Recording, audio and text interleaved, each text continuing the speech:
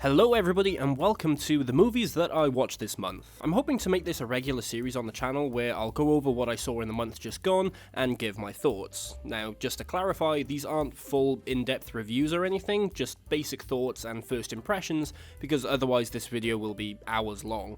And with that in mind, I'll obviously be avoiding major story spoilers, so you're safe to watch this if you do want to check any of these out. To be honest, I'm doing this for my benefit as a sort of video diary for me to look back on in the future, but if anybody else gets something out of this, then hey, that's pretty cool. So without further ado, here's what I watched in September 2023. Now, I actually think that Army of Darkness is the best of the original Evil Dead trilogy. True, it doesn't have the iconic horror aspects that made the original great, but it does take the more comedic and slapstick elements of Evil Dead 2 and actually do it better. I honestly think people kind of overhype how well the second installment balances horror and comedy.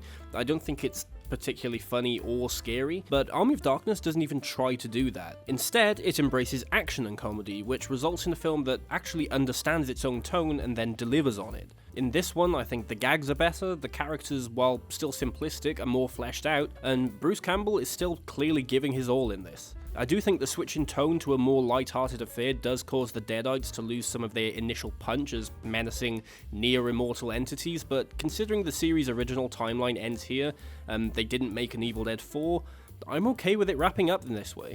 Overall, this is a pretty great time and is definitely a movie to watch with friends. Maybe grab a few drinks, some snacks, and have fun.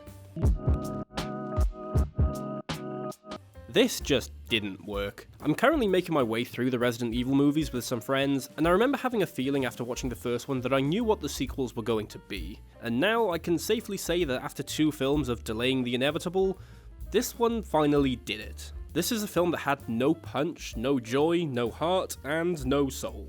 Things that the other movies set up just don't get paid off, and then it does other things that weren't set up at all. The acting is pretty tragic all around from everybody, but I do have to give a special nod to Wentworth Miller. What an awful casting choice to play Chris Redfield.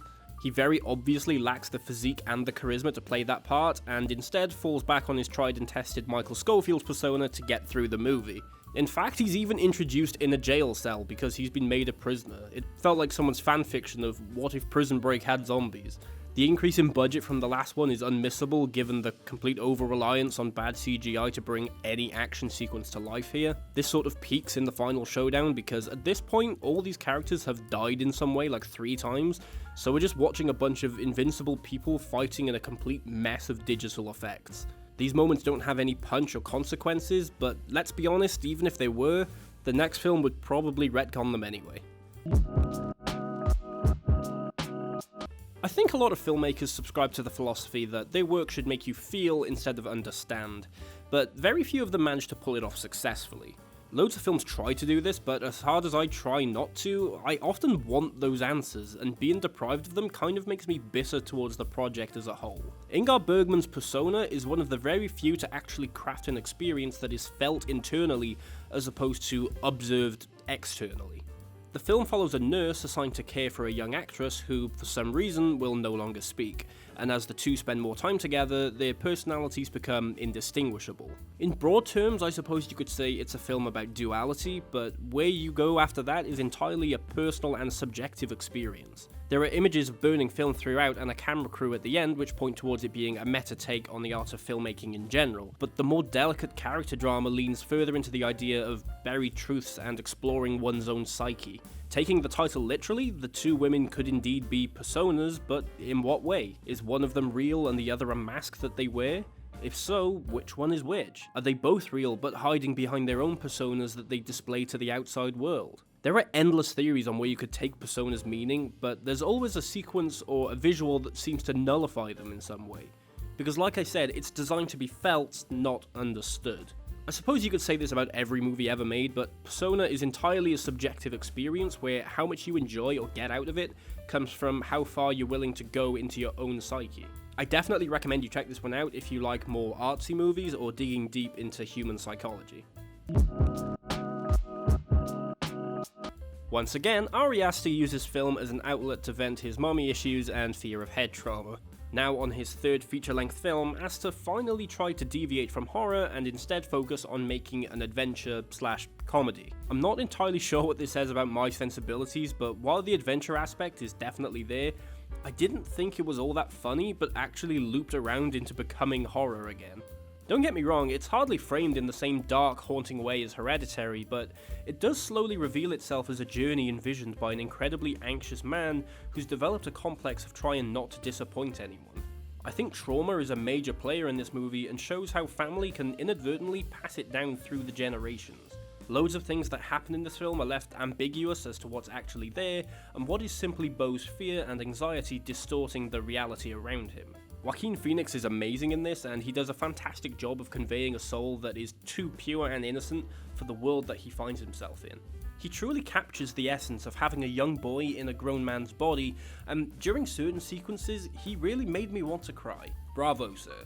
I think the whole thing will only get better with age and multiple rewatches, and could truly stand the test of time. Sure, it's not quite as accessible as Hereditary or Midsommar, but if you're into the more eccentric side of cinema, I definitely recommend you check this one out.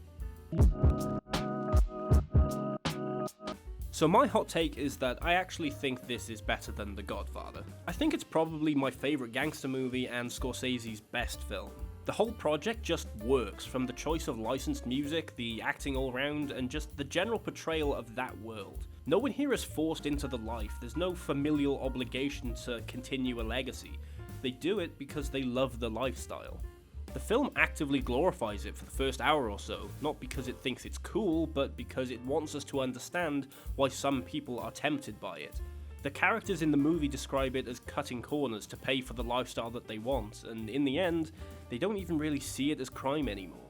But it's not just about drinking and shooting people, it shows how the rewards for living this kind of life begins to taint even the most pure-hearted people and implicates everyone related to them. However, what I'd say really makes this film work is the editing. In the first act of the film, nearly everything is done in long tracking shots and one-takes. Think of when Henry is taking Karen through the back door of the club, and in one 3-minute unbroken sequence, the whole world seems to unfold around them. The place is bustling with life, and as soon as they're seen entering the room, they're treated like rock stars. Comparatively, in the last act, when they become more involved with drugs, the shots become shorter and cuts more frequent. There are jumps in time and hectic transitions to demonstrate the more frantic and paranoid mindset that they find themselves in. Goodfellas is simply a masterclass of filmmaking that becomes near impossible to switch off once you start it. Strong recommendation to anyone who hasn't seen it. What I love about Yorgos Lanthimos' work is his ability to take those surreal scenarios presented in uncanny valley artistic ways to address real human fears. Where The Lobster tackled our inherent desire to belong to someone or something and how we can be ostracized for not fitting into the social norms, The Killing of a Sacred Deer explores how far we'll go when we're desperate and the lengths people will go to appear innocent.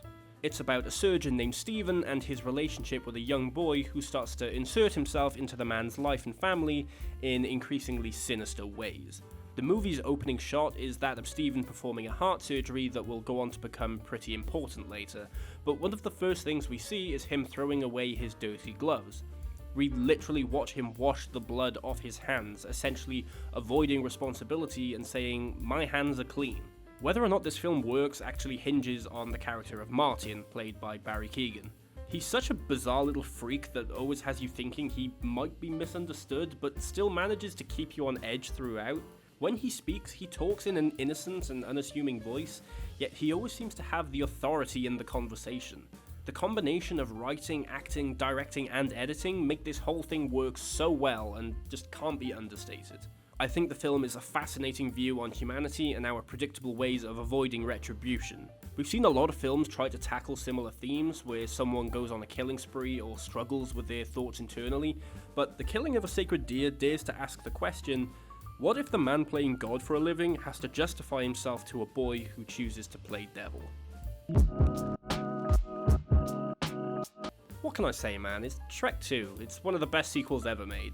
It explores more of the world that was set up in the original and develops the characters in a new and interesting way, while also introducing new ones that become franchise mainstays. The cast are all great, especially John Cleese and Jennifer Saunders as King Harold and the Fairy Godmother respectively. They absolutely own their parts and bring so much life and passion to the film that I think would be missing otherwise. The pacing is masterful and takes the rather tired premise of meeting the in-laws and makes something fully original out of it. And then there's the soundtrack, one of cinema's most iconic and perfectly handcrafted selection of licensed songs to exist. We've got Accidentally in Love, we've got Funky Town, we've got Changes, we've got People Ain't No Good, and freaking Holding Out for a Hero. It doesn't get much better than that. Let's be honest, you've already seen this, you know it's great, but if you haven't, you're doing it wrong. Watch Shrek 2. At this point, I think it's obvious that Paul W.S. Anderson is just making this whole thing up as he goes along. By now, the franchise is struggling to hide that it's spinning its wheels and consists of mostly drawn-out action sequences with absolutely zero bite or punch. I don't even really know what the point of this movie was. Half of it is a simulation and consists of clones of the main cast so they can justify bringing back certain actors into the series. The story development, if you can call it that, is confusing at best and nonsensically pointless at worst, which doesn't fill me with hope for the next one. The only noteworthy thing is that more characters from the games make an appearance, like Ada, Leon, and Barry, but once again, like Chris and Claire in the previous two films, they're nothing like the source material. A famous character having an iconic coat and hairstyle simply isn't enough of a reason for me to care about them or feel any stakes in the story, especially considering how often these movies are beginning to repeat themselves by now. I thought this after the last one, but this is the worst one yet. I suppose though, on the bright side, there is only one more to go. Dear God, imagine trying to watch this without having seen the show first. It's quite hard to say with his work generally being quite bizarrely visceral, but I think this might be David Lynch's darkest film. Twin Peaks as a series did as well as it did by successfully blending the dark and abstract murder mystery aspect with the light-hearted, campy, and melodramatic tone of the characters' daily lives. It was simultaneously a thriller and a soap opera. Enter Fire Walk With Me, which forgoes essentially all of the bubbly, idiosyncratic moments to leave you with nothing but the dark underbelly of what's really happening in Twin Peaks. It makes for a hard watch, but it does make sense. The film is mostly from Laura's perspective, so instead of hearing secondhand accounts of people's rose-tinted vision of her, we see things the way she does, which isn't nearly as bright or as hopeful as her peers. This whole prequel/epilogue to the series is kind of a commentary on the silent suffering of people who are by all means surrounded by people who love them. Everyone in Twin Peaks leads a double life, except Laura doesn't try very hard to hide it. She's desperately calling for help the whole time, but no one seems to notice. I think this makes it easy to view Fire Walk With Me as a tragedy, and it is, but it's also a lot more empowering than you may think. What's noteworthy here is how someone who feels so hopeless throughout the movie comes to her own defense and makes a stand. She knows what's going to happen and accepts her fate, which is sad, but also does so knowing she's now free of her demons and has reclaimed her purity, which is happy. Also, David Bowie is in this. I don't really have a lot to say about this one. The Missing Pieces is essentially a 90-minute cut of deleted and extended scenes from Fire Walk With Me. Now, I don't typically concern myself with deleted scenes all that much, but I've heard that the scenes cut from Fire Walk With Me is still canon, and I wanted to be as informed as I can before I start watching The Return that came out a few years back. There are nice moments in here that add context to the overall Twin Peaks storyline, like certain scenes with Ed and Norma, Laurie and Bobby, and the whole dinner scene at the Palmer house. The original cut of the film kind of portrays the family as always at each other's throats, where this scene shows that they actually have a nice family dynamic at times. That being said, nothing here really changes what we know or gives us any answers. In fact, we're left with even more questions. It's not compulsory watching if you just want to get through the film, but if you're a fan of the whole world, then this is a really interesting watch. What I think stands out with Kill Bill is that Tarantino isn't really pushing the envelope here. Where he's clearly experimenting with his style in Pulp Fiction and trying to tell a captivating story with Jackie Brown, this is clearly just his love letter to the type of cinema that he grew up with. It's heavily inspired by the Japanese samurai movies of the 50s, but still contains that trademark humor and dialogue that you'd come to expect from his films. It does an excellent job of balancing such visceral violence with the light-hearted tone of his other work. Don't get me wrong, the premise of this revenge story is obviously quite heavy, but the overall tone of the film makes it a fun ride more than anything. The animated sequence explaining Oren's backstory is really cool and adds another notch to the man's tool belt of techniques he's tried and somehow managed to pull off. Now, while I do really enjoy the action side of things and appreciate the personal vendetta that the bride goes on, I don't really care about any of these characters as much as I do in his other work. None of them are as relatable or as likable to me as they are in Reservoir Dogs or Inglourious Basterds. I enjoy it, but it isn't one of the ones I go back to all that much. Where Volume 1 was Tarantino's ode to Japanese samurai flicks, Volume 2 pays its dues to classic Hong Kong martial arts films. From the flashback sequence with the bride getting trained by Pai Mei to the close quarters combat sequence in the caravan, all signs point to the man's love of Asian cinema. Now, while it's not quite as strong as its predecessor, I think it lags in some parts. I'd say that from the Elenai chapter through to the climax is all pretty fantastic. It's important to remember that this is not a sequel, but a continuation of the same story that Volume 1 set up. And in that context, I think that Volume 2's focus on dialogue over action makes complete sense from a storytelling perspective. It subverts your expectations, even in the finale, and delivers on what the story is actually about. Not revenge, but justice. Sure, the start is a little slow-paced and the ending of the first film gives away this one's reveal, but that's what settled on me deciding that next time I watch Kill Bill, I'll be making it the whole bloody affair 4-hour cut of both films as one feature. It's bloody Lord of the Rings. I managed to catch this in the cinema with a few friends, one of whom saw it for the first time, and it's safe to say that it still holds up in every single aspect over 20 years later. The acting, the writing, the directing, shot composition, score, practical effects, digital effects, location scouting, editing, everything is top tier. It's so easy to see how much love and passion was poured into this movie from the entire cast and crew. They all gave years of their lives to bring this story to life, and it's safe to say that it resulted in one of the best films of all time.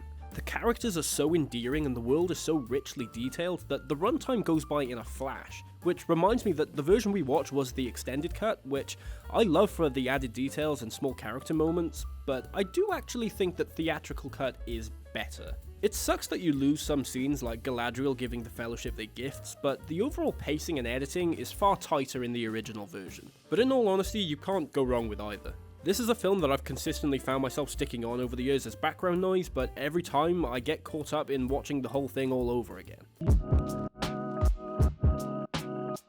The Pod Generation is a story about a couple who plan to have a baby in a world where we have artificial womb pods, so the woman doesn't have to get pregnant. The husband wants a natural birth, where the wife wants to use the supposedly superior pods, so she can still prioritize her career. It comes from that subgenre of film where we tackle everyday human issues and values through the lens of the not-so-distant future. The premise is intriguing and it has the potential to explore some really interesting themes, but unfortunately it just doesn't. There's a clear discussion that the film wants to have about nature and how humanity has this inherent desire to not only overcome it, but to improve on it. But where films like Her or Eternal Sunshine use their sci-fi world building as a springboard for their concepts, this never seems to truly get past its own premise. There are loads of moments that seem as if they're going to lead into something, but they never really do. In fact, it just kind of ends when it starts to get interesting. It's not a bad experience, I just wish the themes were explored with more care and detail. The acting from both leads are pretty good, even if Emilia Clarke's English accent keeps creeping through now and again.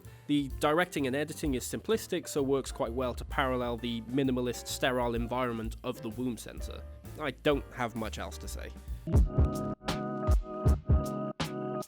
Back when I was a kid, this was always my favourite Indiana Jones movie, and looking back on it now, I don't really know why. Don't get me wrong, it's still a pretty fun time with a captivating Harrison Ford in the lead again, but it does come with a slightly darker tone than the original film. The first half plays out as you'd expect more or less, with Indy involved in a shootout with a local gang and narrowly escaping a plane crash in the Indian mountains. But the second half takes a turn into something quite horrible, in that the rompy nature of the series fizzles away to leave a pseudo-horror sequence with voodoo and blood magic. I'm actually okay with it though, because it's always nice to see a sequel, technically prequel, do something different instead of retreading the same ground over and over. This time Indy is accompanied by fan favourite Short Round, who honestly steals the show with his captivating enthusiasm, and the worst companion of all time, Willie Scott, a character so annoying that she makes Jar Jar Binks and Skylar White seem endearing. You win some, you lose some, I guess.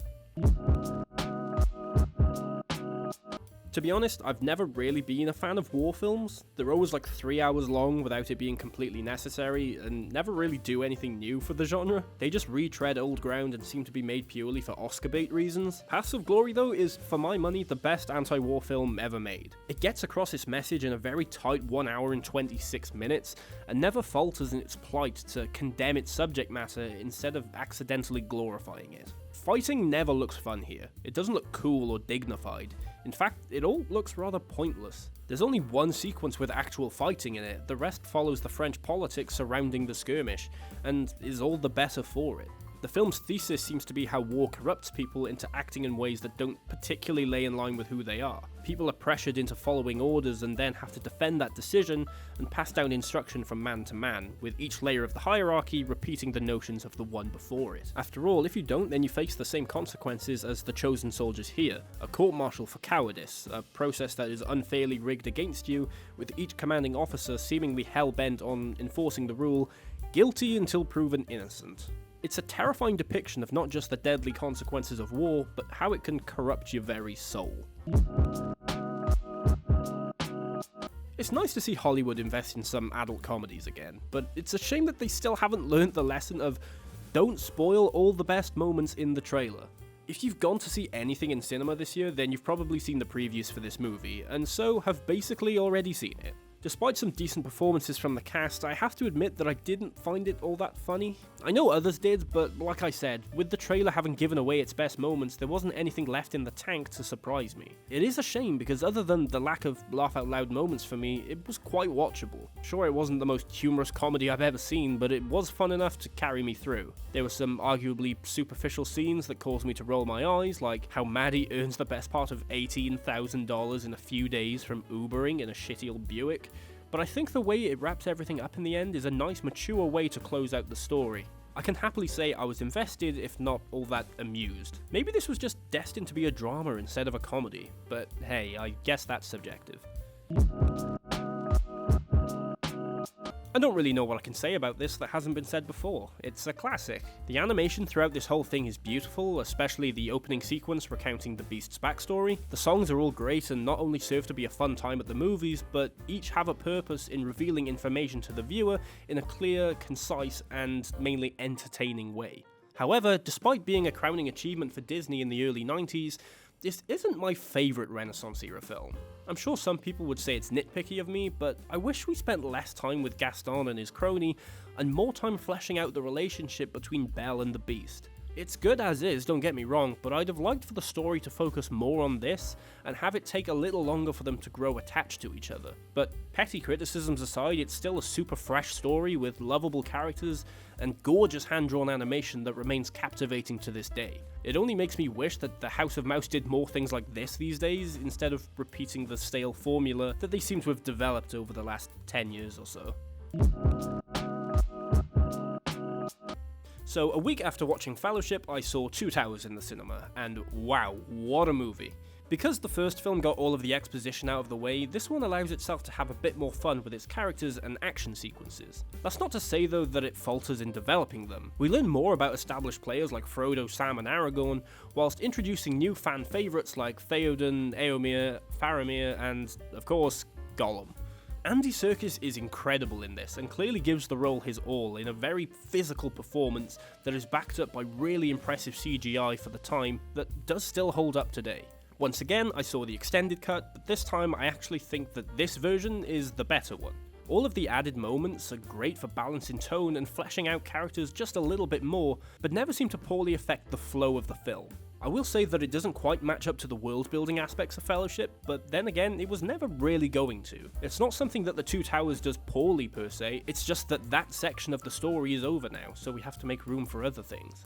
But hey, when your least favourite part of a trilogy is still a 9 out of 10, you know you're doing something right. And to round out the trilogy as well as the month, I watched the extended cut of Return of the King, and honestly, I think the last hour of this is absolute perfection in storytelling. Everything during the Mount Doom and Black Gate sequences are so emotionally satisfying to watch and manage to impactfully conclude the previous 10 hours of adventure.